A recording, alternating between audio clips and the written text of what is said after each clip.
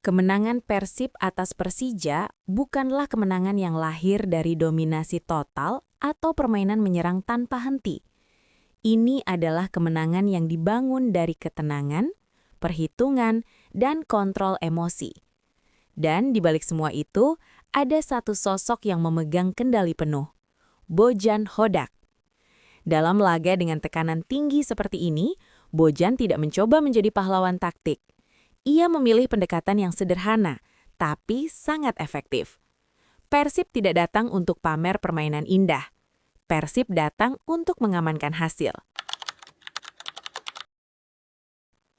Satu hal penting dari Bojan Hodak adalah kemampuannya membaca karakter pertandingan bahkan sebelum bola bergulir.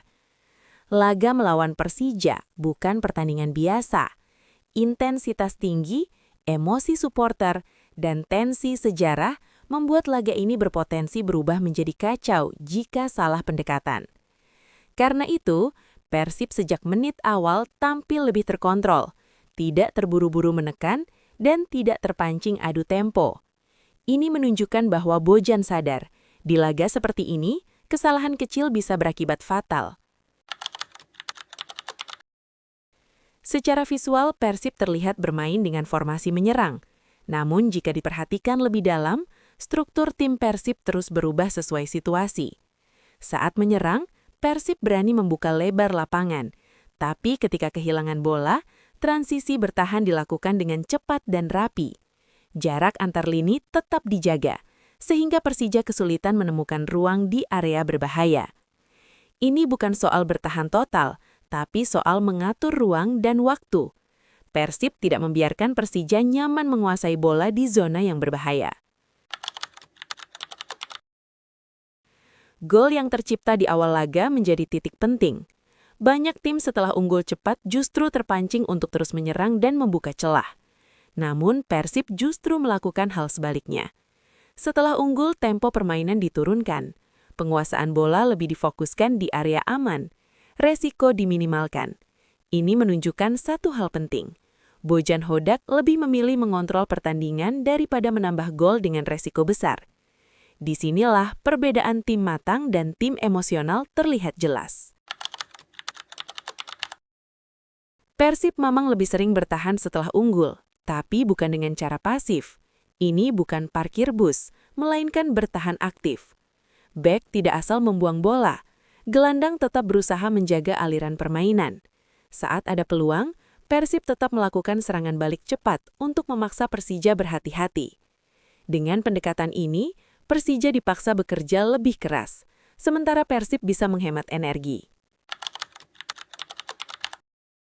Salah satu aspek paling menonjol dari laga ini adalah ketenangan pemain Persib. Tidak banyak protes berlebihan, tidak terpancing provokasi, dan tetap fokus pada rencana permainan. Ini bukan kebetulan, ini hasil dari persiapan mental. Bojan Hodak berhasil menanamkan pemahaman bahwa laga ini tidak akan dimenangkan oleh tim yang paling emosional, tapi oleh tim yang paling disiplin.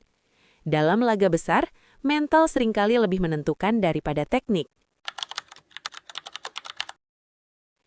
Di babak kedua, Bojan tidak melakukan pergantian pemain hanya untuk mengubah wajah permainan. Pergantian dilakukan dengan tujuan jelas. Setiap pemain yang masuk punya peran spesifik. Entah untuk menjaga intensitas, memperkuat lini tertentu, atau mengamankan area yang mulai tertekan.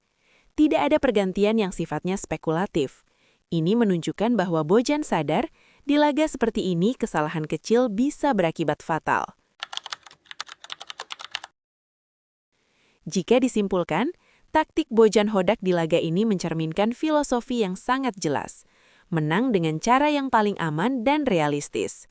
Persib tidak mendominasi statistik secara mencolok, tapi Persib mengontrol pertandingan di aspek yang paling penting, skor, tempo, dan emosi. Inilah ciri tim yang sedang dibangun untuk tujuan besar, bukan hanya menang satu laga, tapi konsisten berada di jalur juara. Kemenangan ini bukan hanya soal mengalahkan rival, ini adalah pernyataan bahwa Persib semakin matang sebagai tim.